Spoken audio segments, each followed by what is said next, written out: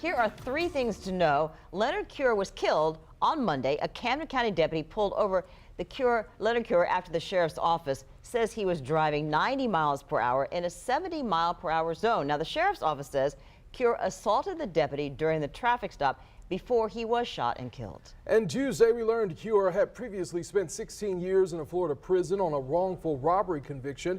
He was exonerated and released in December of 2020. And that takes us to today. And today, Cure's family attorney, civil rights lawyer Ben Crump, held a news conference on the steps of the Camden County Courthouse, and he called for justice.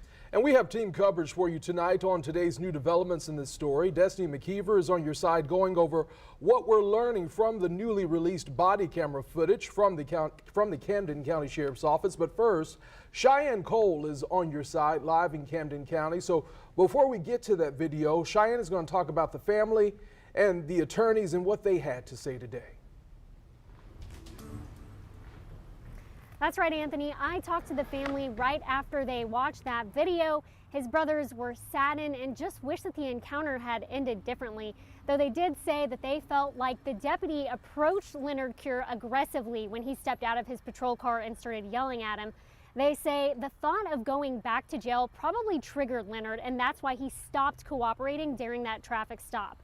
His mother, Mary Cure, stood with Leonard's siblings chanting "Justice for Leonard" right across from the sheriff's office. The Cure family feels robbed of their time with him, especially considering he was wrongly convicted and imprisoned for 16 years in Florida.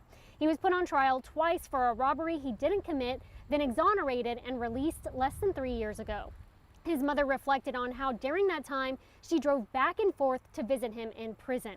She says she fought for him then and she'll get justice for him now. His brother Michael says he believes Leonard should still be alive. He was a man of integrity, if nothing else.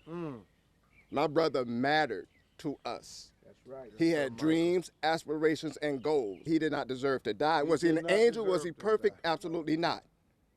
But whatever it is he did, it did not warrant him being dead. Crump and the family were headed to meet the district attorney after watching that video, and they expect to know by the end of the week if the office is going to file charges against the deputy involved. The sheriff's office also declined to comment on the press conference. Reporting live in Camden County, Cheyenne Cole, First Coast News, on your side.